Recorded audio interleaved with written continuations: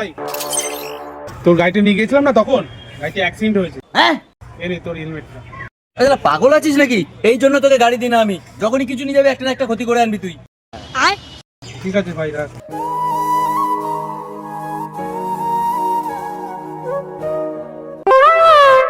আরে ভাই, মন মেজাজ তো খারাপ কেন তোর? আর বলিস না, মোনার বাইকটা নিয়ে বেরিয়েছিলাম, অ্যাক্সিডেন্ট হয়ে গেছে। খুব উল্টো পাল্টা বললো। আসলে তুই ব্যাপারটা বুঝিস নি।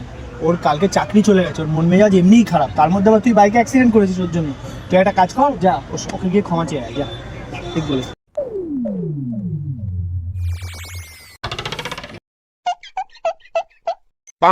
ভাই, খুব খারাপ লাগে, আমি শুনলাম তোর নাকি চাকরি চলে গেছে।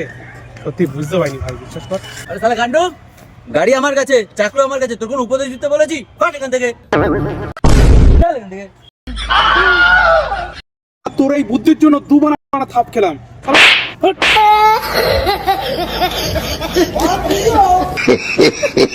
Hehehehe